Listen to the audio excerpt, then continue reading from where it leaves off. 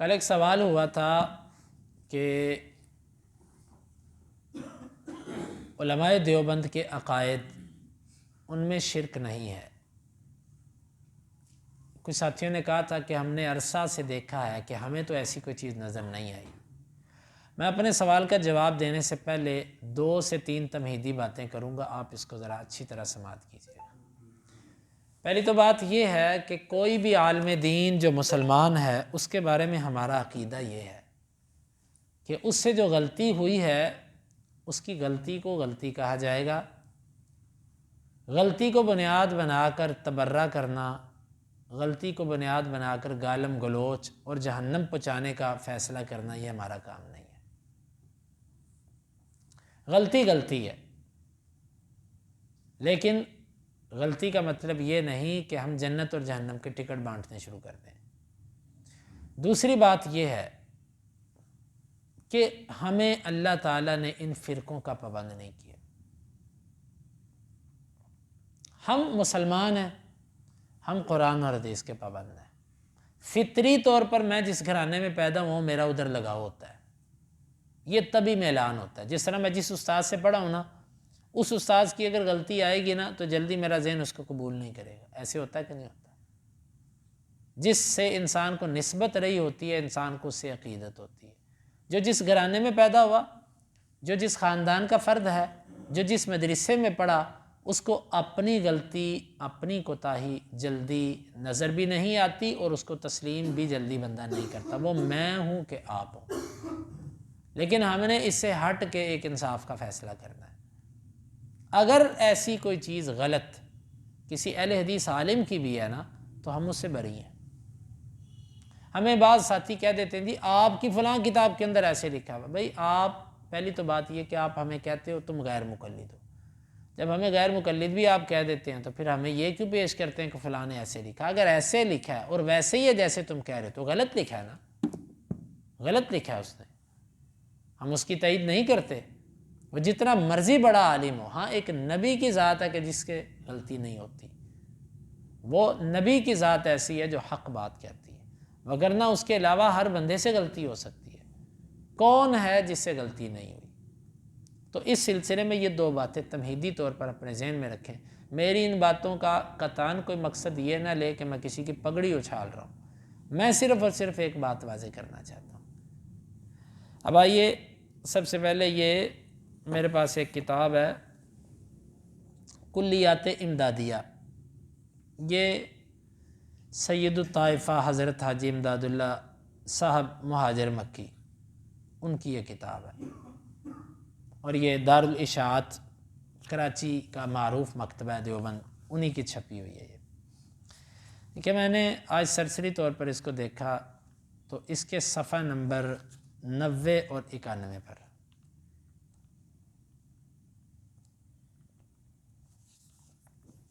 نوے اور 91 کے اندر لکھتے ہیں مناجات۔ یا رسول کبریا فریاد ہے، یا محمد مصطفیٰ فریاد ہے، آپ کی امداد ہو میرا یا نبی حال ابتر ہوا فریاد ہے، آپ کی امداد ہو میرا یا نبی حال ابتر ہوا فریاد ہے، سخت مشکل میں پھنسا ہوں آج کل، اے میرے مشکل کشا فریاد ہے، چہرہ تاباں کو دکھلا دو مجھے تم سے اے نور خدا فریاد ہے، قید غم سے اب چھڑا دیجئے مجھے یا شاہ ہر دو سرا فریاد ہے، درد ہجراں سے ہے لب پر جان میری، اب تو کہہ کیجئے فریاد دوا فریاد ہے، گردن و پا میری زنجیر و توق یا نبی کیجئے جدا فریاد ہے، یا نبی احمد کو در پہ بلا لو اس لیے صبح و مسافر یاد ہے۔ دیکھیں یہ میں نے ایک آپ کو مصرع پڑھ کے سنایا ان کا، کچھ لفظ تو آپ کو سمجھ آ رہے ہیں کہ واضح طور پر آپ کی امداد ہو، فریاد ہے، سخت مشکل میں پھنسا ہوں آج کل، اے میرے مشکل کشا فریاد ہے۔ یہ مناجات کس سے کی جا رہی ہے؟ اور اوپر ہیڈنگ کیا دی گئی ہوئی ہے؟ لکھا ہوا ہے آ حضرت صلی اللہ علیہ وسلم کی بارگاہ میں مناجات۔ یہ مفہوم تعبیر میں کر رہا ہوں اس عبارت کی کہ حضرت صلی اللہ علیہ وسلم سے جو مناجات کی جا رہی ہیں۔ اب یہ امداد اللہ مہاجر مکی صاحب کون ہیں؟ میں آپ کو تھوڑا سا ان کا تعارف کرواؤں۔ یہ اشرف علی تھانوی صاحب، قاسم نانوتوی صاحب، محمود الحسن دیوبند، ساری دیوبندیت کے یہ پیر ہیں۔ دیوبندیت کی اصل جڑ یہاں پر جا کر ملتی ہے۔ یہ پہلا بندہ ہے جو ان کا استاذ تھا، اور انہوں نے جو جو مبالغے ان کی تعریف میں کیے ہیں نا، جو جو لفظ ان کے لیے بولتے ہیں، ان کے القاب جو اس کتاب کے شروع میں انہوں نے دیے ہیں نا، اگر وہ میں آپ کو ذرا تھوڑے سے پڑھ کے سناؤں کہ انہوں نے ان بزرگوں کے بارے میں لکھا کیا کیا ہے، تو شاید اللہ آپ کا بھلا کرے، کوئی کتنی لائنیں صرف اور صرف ان کی تعریف پر ہی لکھی ہوئی ہیں۔ ان کے القاب پر کئی لائنیں بھر دی گئی ہیں کہ جی یہ فلاں تھے، فلاں تھے، فلاں تھے، فلاں تھے، ایسے تھے، ایسے تھے، ایسے تھے۔ تو گزارش یہ ہے کہ یہ دیکھیے، یہ واضح آپ کے سامنے میں نے اشعار کچھ ان کے پڑھ کے سنائے آپ کو، ٹھیک ہے؟ یہ کتاب میرے پاس پڑھی ہے، اس کا 90 اور 91 صفحہ ہے، تو جس کو ضرورت ہو وہ اس کتاب کو دوبارہ دیکھ سکتا ہے میرے سے۔ دوسرے نمبر پہ یہ کتاب ہے ارواح ثلاثہ، یعنی حکایات اولیاء۔ یہ کن کی ہے؟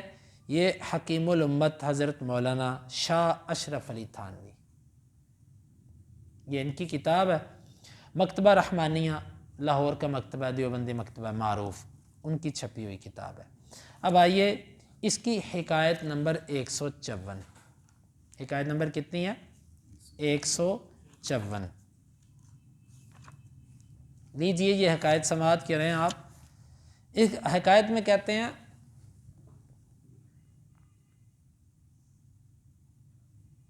جی،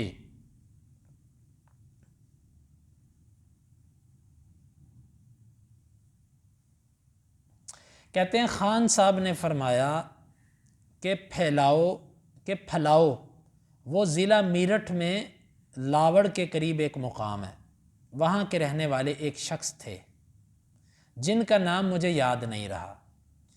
یہ صاحب حافظ عبد الغنی صاحب کے جو پھلاؤ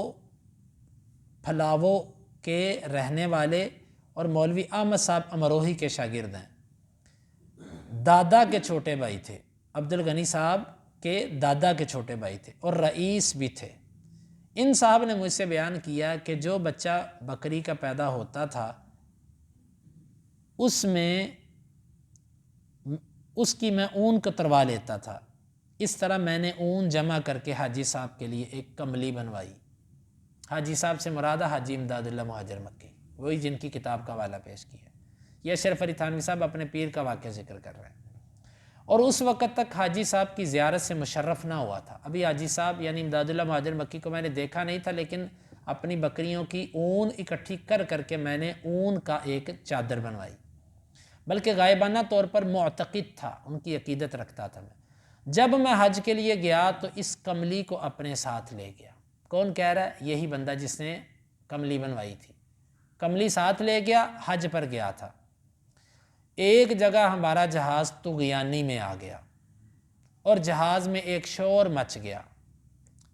میں چھتری پر تھا، جہاز کی چھتری جو ہوتی ہے، وہاں سے اتر کر تنق کی جالیوں سے کمر لگا کر اور منہ لپیٹ کر ڈوبنے کے لیے بیٹھ گیا کہ اب ڈوبنے لگے ہیں، بس جہاز گیا بس اب، کیونکہ میں سمجھتا تھا کہ اب کچھ دیر میں جہاز ڈوبنے والا ہے۔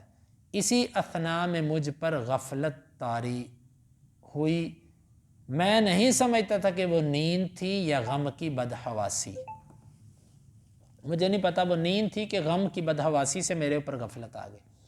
اسی غفلت میں مجھ سے ایک شخص نے کہا کہ فلانے اٹھو اور پریشان مت ہو، ہوا موافق ہو گئی ہے، کچھ دیر بعد جہاز طغیانی سے نکل جاوے گا اور میرا نام امداد اللہ ہے، مجھے میری کملی دے دو۔ بات سمجھ آ رہی ہے کہ میں جہاز پہ تھا تو میرے پاس جہاز ڈوبنے کے لیے تیار تھا، میں بھی منہ لپیٹ کر بس مرنے کی تیاری میں تھا، تو میرے اوپر غنودگی آئی۔ خواب میں میرے پاس ایک شخص آیا، وہ آ کر مجھے کہتا ہے کہ بھائی یہ بے فکر ہو جو، ہوا موافق ہو چکی ہے، اور تم اس طرح کرو کہ تم اپنی میری جو کملی تم نے بنائی ہے نا وہ مجھے پکڑا دو، اور اب جہاز ٹھیک ہو گیا۔ بات سمجھ آ رہی ہے؟ آگے چلیں۔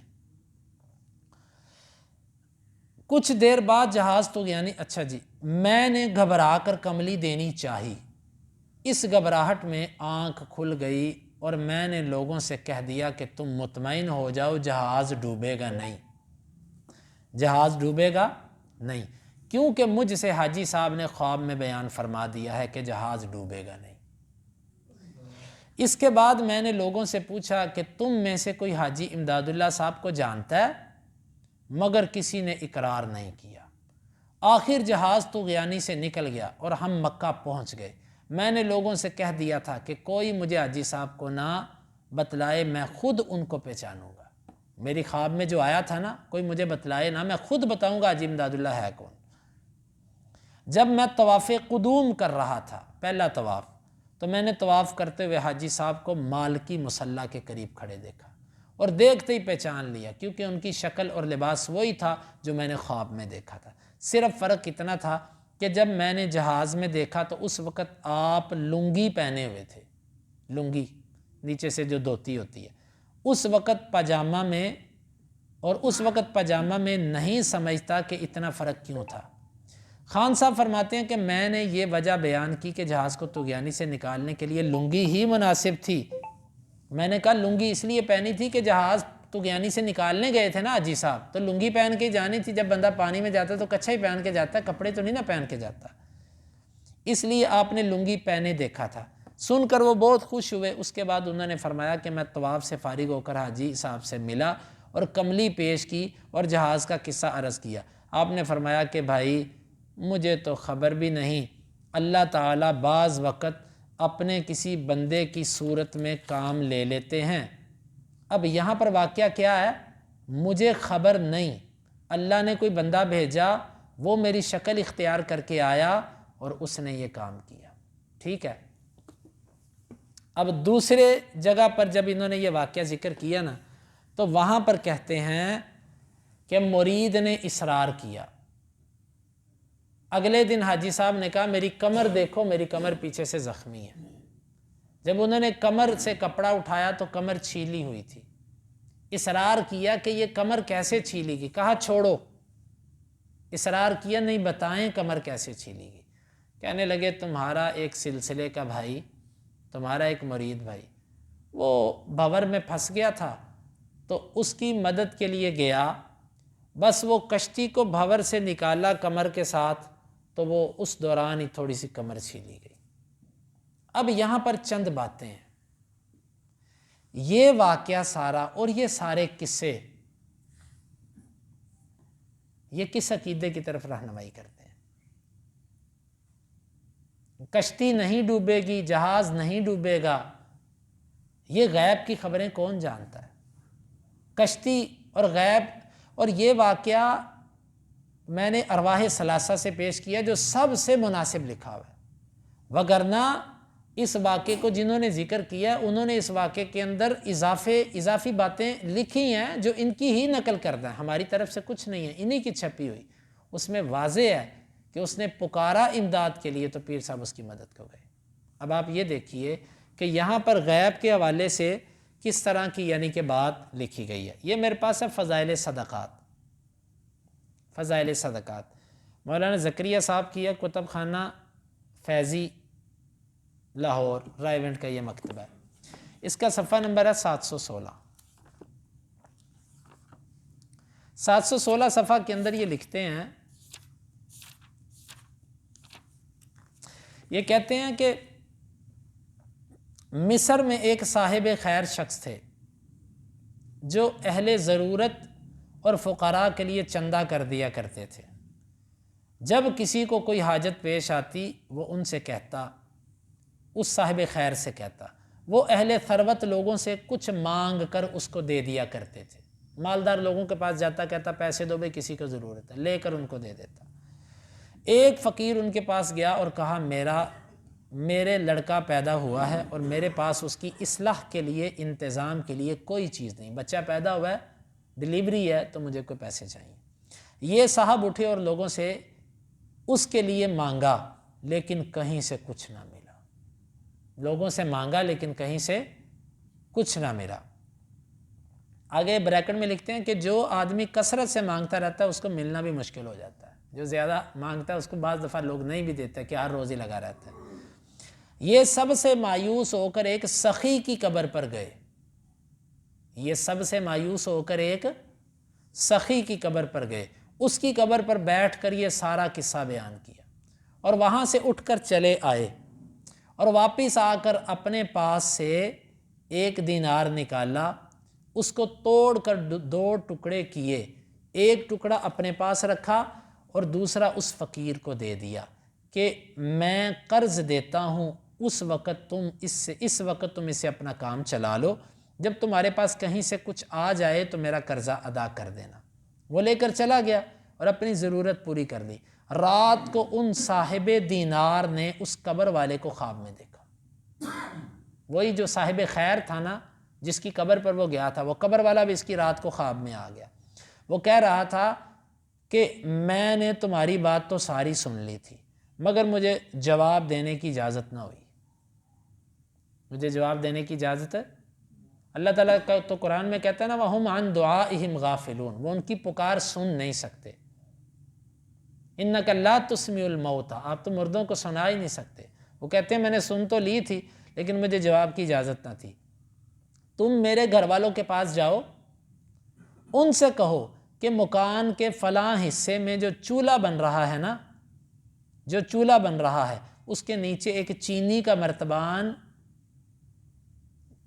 مرتبان گڑ رہا ہے، اس میں 500 اشرفیاں ہیں، وہ اس فقیر کو دے دیں۔ یہ صبح کو اٹھ کر ان کے مکان پر گئے اور گھر والوں سے سارا قصہ اور اپنا خواب بیان کیا۔ انہوں نے اس جگہ کو کھودا، وہ مرتبان 500 اشرفیوں کا نکال کر اس کے حوالے کر دیا۔ اس شخص نے کہا کہ خواب آگے اس کے اوپر نا یہ کچھ مزید وضاحت کر رہے ہیں، احکام بیان کر رہے ہیں، لمبی بات ہے۔ اب میں آپ سے صرف اتنا پوچھنا چاہتا ہوں کہ وہ سب سے مایوس ہو کے صاحب خیر کی قبر پہ گئے۔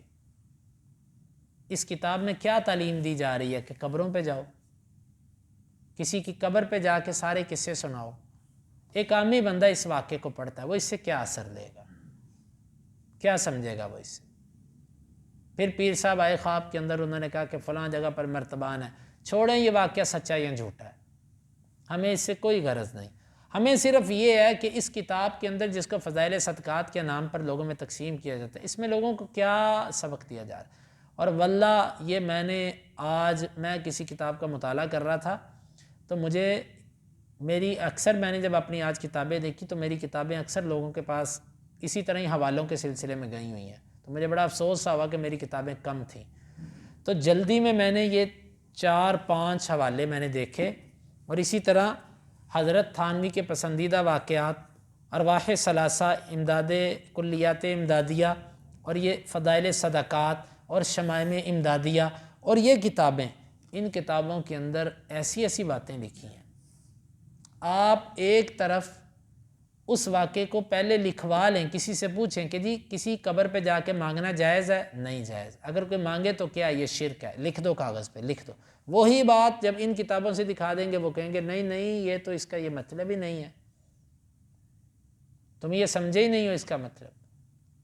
اب ہر معاملے کے اندر اللہ تعالیٰ کی ذات، نبی صلی اللہ علیہ وسلم کی ذات، اور جتنے معاملات ہیں وہ سب کے سب جو بریلوی عقائد ہیں نا، وہ عقائد آپ کو ان کتابوں سے مل جائیں گے، لیکن عوام کو یہ چیز بتائی نہیں جاتی، عوام کو یہ چیز نہیں بتائی جاتی۔ اب یہ دیکھیں میں نے آپ کو بتایا نا، اب یہ سب کتابیں میں راتوں رات تو نہیں چھاپ لایا۔